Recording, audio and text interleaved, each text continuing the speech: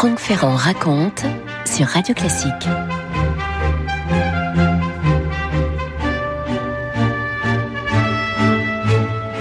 La date du 14 mai 1610 est restée dans les mémoires, c'est celle de la mort d'Henri IV, de l'assassinat du roi qui a semé complètement la désolation. Imaginez au Louvre l'émoi de Marie de Médicis, la reine florentine qui n'arrive pas à contrôler ses émotions. On l'entend ressasser « Le roi est mort, le roi est mort ». Évidemment, ça n'est pas ce qu'il faudrait dire dans une circonstance comme celle-là. Et le chancelier Brûlart de Sillery, expérimenté chancelier de France, s'empresse de contredire la reine. « Les rois ne meurent pas en France, madame ». Et il ajoute en montrant le petit dauphin qui a 8 ans, à peine 9. « Voilà le roi vivant ». Belle réplique, monsieur le chancelier, mais est-elle vraie ? Louis XIII, à l'époque, n'est encore qu'un enfant brun mal dégrossi et, disons-le, il n'a pas du tout les épaules d'un souverain. 4 années le séparent de la majorité légale et de nombreuses années le séparent de la maturité biologique. En attendant, sa mère s'impose comme régente et comme à l'accoutumée en période de régence, c'est le moment où les agents étrangers, les princes rivaux, tous les ambitieux possibles vont essayer d'imposer leurs revendications, certains même par l'intimidation. Les contestations se nourrissent aussi d'un scandale. Et ce scandale, c'est l'ascension d'un couple assez extraordinaire, celui que forment Concino Concini et Leonora Dori, qu'on appelle la Galigaï. Ce sont les favoris de la reine Marie et ils ne cessent d'accumuler sur leur nom toutes les gratifications possibles. Lui devient marquis d'Ancre. Il obtient, entre autres en 1613, un bâton de maréchal de France. Vous imaginez ça ? Et disons-le, c'est en tout cas ce que disent ses ennemis, ce bâton, il l'a plus acquis en vautour qu'en aigle. L'opposition gronde, Marie de Médicis, même si elle n'apprécie guère Concini, est pour une grande part dans son emprise par l'intermédiaire de sa femme, et la femme en question, la Galigaï, s'est faite la propriétaire de l'esprit de la reine-mère qui est en même temps la régence. 1614, ça y est, Louis XIII devient majeur, on fait des cérémonies, bien entendu, on le sacre à Reims, mais ni sa mère, ni Concini ne se pressent pour le frotter à la grande politique. Et il faut dire qu'à l'heure des charges, Louis XIII a de quoi dérouter. C'est vrai que d'un côté, ce jeune homme est enthousiaste, il peut se montrer investi dans certaines affaires, il est assez astucieux par moments, mais il est aussi rude, il est difficile à comprendre, il est d'un tempérament jaloux et irascible. Louis XIII possède, c'est vrai, une certaine noblesse, mais il est encombré d'une forme de nervosité qui se greffe à une nature souffreteuse. Bref, puis disons-le, c'est pas un très joli garçon. La puberté n'a pas été très généreuse avec lui. Il ne sait pas bien parler. Il a un gros problème de prononciation. Très souvent, les syllabes restent dans sa gorge. Bref, tout ça fait que la reine et ses favoris peuvent se montrer à son égard extrêmement peu amènes. C'est vrai aussi que Marie de Médicis n'a pas eu le rôle d'une mère à son égard. Elle n'a jamais été aimante. Comme le dit Pierre-Louis Lancel, j'aime bien cette expression, il dit « Elle montre la raideur des natures craintives et le dédain outré des médiocres trop haut placés. » C'est exactement ça. Peut-être qu'elle n'a pas non plus, elle, l'étoffe de sa position, Marie de Médicis. En 1614-1615, alors que de sérieuses révoltes princières et une réunion des États généraux qui s'annonce difficile soulignent la crise du royaume, le rôle de Louis XIII est un rôle très secondaire, il faut bien le dire. Il faut vous dire qu'à 14 ans, on vient de le marier à une infante espagnole assez séduisante, qui a moins d'une semaine de différence avec lui. Elle s'appelle Anne d'Autriche. C'est une union qui normalement devrait être extraordinaire, mais c'est une union mal assortie et qui va ne faire que enfoncer Louis XIII dans tous ses malheurs. Franck Ferrand sur Radio Classique. Et puis, disons-le, Concini n'est pas d'un naturel respectueux. La cour observe les attitudes déplacées qu'il manifeste envers le roi. À la fin de 1616, il y a une scène qui va marquer un point de non-retour dans les relations avec le jeune Louis XIII. Alors que le souverain se trouve au Louvre, dans les grands décors du Louvre, voilà que Concini fait irruption avec toute sa compagnie habituelle, pour pas dire sa camarilla. L'étiquette exigerait évidemment qu'il se montre déférent à la seule vue de son maître, seulement non. L'orgueilleux fait comme si le roi n'était pas là et, pire que ça, il n'est pas besoin d'être fin psychologue pour comprendre que c'est à ce moment que le jeune garçon résolut de se débarrasser du parvenu florentin, dit Jean-Christian Petit-Fils. En effet, voilà que Concini s'assied sur le fauteuil qui devrait être normalement le fauteuil du roi. Cette décision de coup d'État, ajoute Jean-Christian Petit-Fils, soyons-en persuadés, ne vint que de lui et de lui seul. Le roi, cependant, manque un peu d'assises pour aller au bout de sa vengeance. Il sait qui il est, il ne supporte plus Concini, mais qui pourrait l'aider à l'en débarrasser? Parmi ceux qui sont autour de lui, comme le souligne Michel Carmona, qui est le biographe de Marie de Médicis notamment, un aristocrate presque quadragénaire, qui porte beau, qui sait se montrer rassurant avec le jeune roi, paternel même peut-être, il s'appelle Charles d'Albert de Luynes. Quelques années plus tôt, cet homme aux splendides moustaches effilées s'est vu confier une partie des oiseaux du roi et depuis sa volière, il a su déployer ses ailes, si je puis dire, pour devenir en quelque sorte l'ange gardien du jeune souverain. Un lien se tisse qui est peut-être assez ambigu d'ailleurs. Le roi entretiendra pendant tout le cours de sa vie une sorte de proximité avec des hommes beaux qu'il aime, qu'il tient dans son intimité. Disons-le, Luynes a l'avantage de l'âge, sans doute, il a l'avantage de l'ascendant, bref, il va finir par se tailler auprès du roi Louis XIII une place tout à fait essentielle, et c'est cette place qui va lui permettre d'agir. Vous écoutez Radio Classique. On essaie de prévenir la reine Marie de Médicis, on essaie de lui montrer que le roi ne supporte plus son entourage. Dans l'aparté de ce qu'on appelle les conférences de Louis XIII, c'est-à-dire les petites réunions qu'il entretient avec ses intimes autour justement de Monsieur de Luynes, on s'est rendu à l'évidence, il faut mettre le maréchal aux arrêts. Ce maréchal d'encre, ce Concini est de plus en plus agressif, de plus en plus impudent, il faut se décider à agir et on va établir un scénario.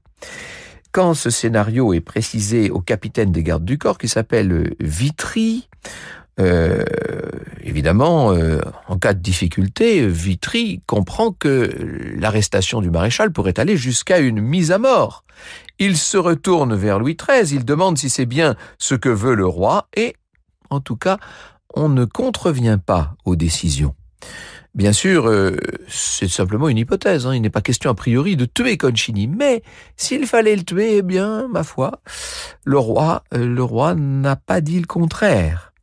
Et voilà qu'arrive enfin cet événement qui devait conclure la jeunesse de Louis XIII. Nous sommes le 24 avril 1617. Alors que la silhouette de Concini, suivie de toute une nuée d'oiseaux de cour, se dessine à proximité du pont-levis du Louvre, le scénario déconjuré s'emballe. Je cite Guichard d'Agen. Voici ce qu'il nous dit. Monsieur de Vitry partit accompagné de quelques-uns de ses proches, de quelques autres gentilshommes et archers de la garde du corps de Sa Majesté pour se saisir de la personne du maréchal. Comme il l'eut jointe à l'entrée du pont dormant, c'est un ancien pont-levis qui est devenu pont dormant, c'est-à-dire c'est une passerelle pour entrer dans le vieux Louvre. Comme il l'enjoint à l'entrée du pont dormant, il lui dit « Je vous arrête de par le roi ».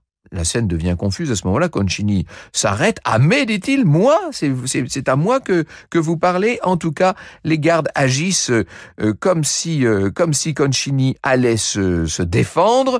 D'un seul coup, on entend des coups de feu et plusieurs tirs vont toucher Concini, l'un dans la tête, nous dit Guichard d'Agen, l'autre entre les yeux, l'autre dans le gosier, le troisième à la joue, sur l'oreille droite. Bref, le maréchal n'est plus qu'un cadavre promis aux pires sévices des Parisiens.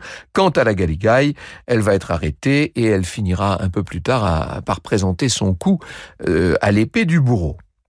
Mais avant cette double sortie de l'histoire, laissons à Louis XIII, qui est resté dans le Louvre pendant cette arrestation, qui était dans sa salle de billard, laissons-lui le mot de la fin, si je puis dire. Il y a tout un vacarme, bien entendu, évidemment. Vous doutez bien que la mort du maréchal d'Ancre ne s'est pas faite sans semer un peu de trouble. Et l'on voit le petit souverain qui est là sur le rebord de la fenêtre du salon où il attendait l'issue des opérations. On a l'impression que d'un seul coup, il est devenu plus grand, qu'il est devenu plus fier, et avec une sorte de remerciement qui s'adresse aux badauds accourus en contrebas, il dit « À cette heure, enfin, je suis roi ».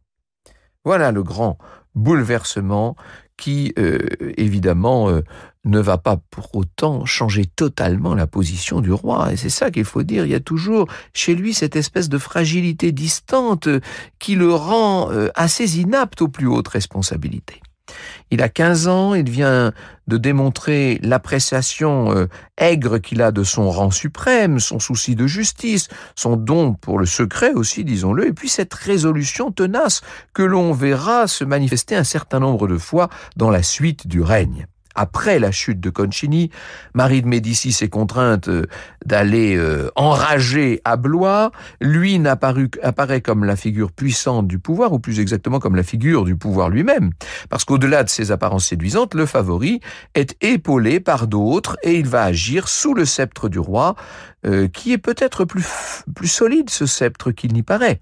Le favori manque sans doute d'épaisseur, les principes ne l'étouffent pas par ailleurs, disons-le. Ça va poser bien sûr un certain nombre de questions à l'heure des décisions sérieuses qu'il faut prendre. On est en pleine guerre de 30 ans, une guerre qui agite complètement tout le centre de l'Europe. Et pour ne rien ajouter, début 1619, Marie de Médicis parvient, après toute une fuite assez invraisemblable depuis le château de Blois, elle s'est enfuie comme une prisonnière, Marie se soustrait au contrôle royal, et ça, c'est la promesse de nouveaux désordres dans le royaume, qui d'ailleurs ne vont pas tarder sous la forme d'une prise d'armes.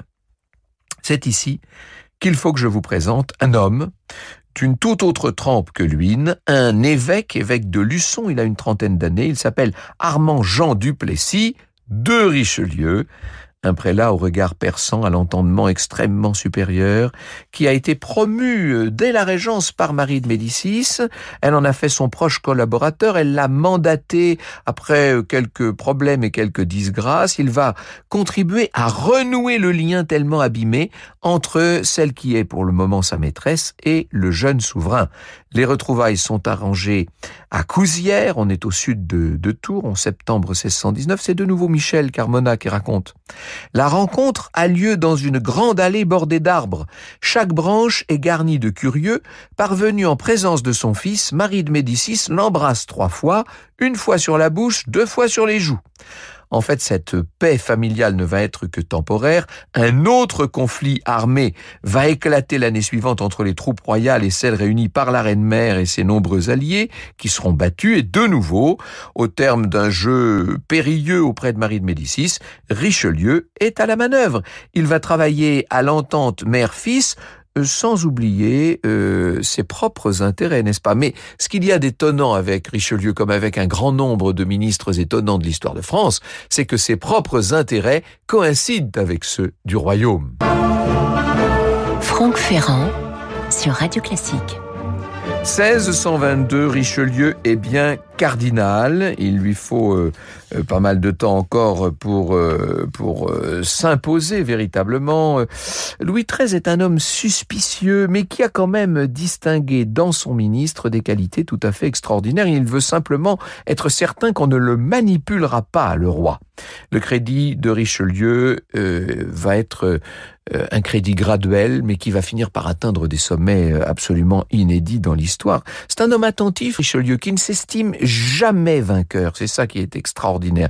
Il y a parfois des oppositions, il y a parfois des désaccords entre le roi et lui. Et puis, c'est vrai qu'il a cette capacité à lutter de manière opiniâtre pour faire valoir ses idées, mais ce qu'il y a d'extraordinaire, c'est qu'il arrivera toujours à aller plus loin, à dépasser ces désaccords, à faire semblant d'obéir, si je puis dire, pour faire avancer sa cause. Et sa cause, c'est celle de la France, vous l'aurez compris, essentiellement. En tout cas, pour être plus juste, c'est celle de l'État. En 1628, La Rochelle, tenue par les Huguenots insurgés, que l'anglais Buckingham n'a pas réussi à secourir, La Rochelle est reprise après le terrible siège que j'ai eu l'occasion ici même de vous raconter. L'année suivante, c'est l'édit d'Alès qui redéfinit tout un équilibre avec la minorité religieuse. C'est la fin du parti protestant, nous dit Jean-Christian Petit-Fils. Richelieu, de par sa position toujours plus formidable auprès du roi, devient la cible à abattre. C'est vrai que sa puissance déplaît, et alors on ne comptera pas tous ceux qui vont former contre lui des complots, y compris dans l'entourage même du roi, puisque son propre frère, Gaston d'Orléans, l'enfant chéri de Marie de Médicis, et même la reine en personne, et même aussi l'épouse de Louis XIII, Anne d'Autriche, tous ces gens-là vont tremper dans des affaires et des manigances plus ou moins nettes. Il n'empêche que Richelieu vient toujours à bout de tout. Il arrive toujours à faire surnager la couronne et Louis XIII en personne. Louis XIII qui, tout en étant souvent assez revêche et en se montrant difficile dans les rapports qu'il entretient avec Richelieu, Louis XIII qui n'en choisit pas moins toujours la raison d'État. Je pense que la raison d'État, c'est le point commun entre Richelieu et son maître. Richelieu, après avoir failli tomber à plusieurs reprises, s'en sort toujours, et c'est notamment le moment extraordinaire de cette journée des dupes en 1630, où tout le monde pensait qu'il allait être la victime d'une sorte de gigantesque conjuration de cour, et en fait, non seulement il s'en sort, mais il renforce encore son pouvoir. Franck Ferrand sur Radio Classique. Le duo formé maintenant par Louis XIII et Richelieu va pouvoir poursuivre sur sa lancée. On les voit orienter leur boussole politique vers une sorte d'obsession, vers cette raison d'État qui doit établir le calme religieux et l'ordre public à l'intérieur, et qui doit établir à l'extérieur la suprématie de la France, notamment face aux défis que les Habsbourg ne cessent de lui poser.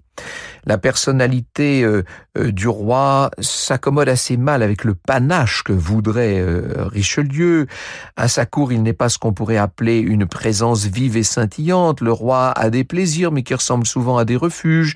Il y a la chasse, bien sûr, il y a ses fameux amis distingués, mais aussi au fil des années des relations avec les dames de la cour, dont Louise Angélique de Lafayette, mais relations tout à fait chastes, je m'empresse de le dire.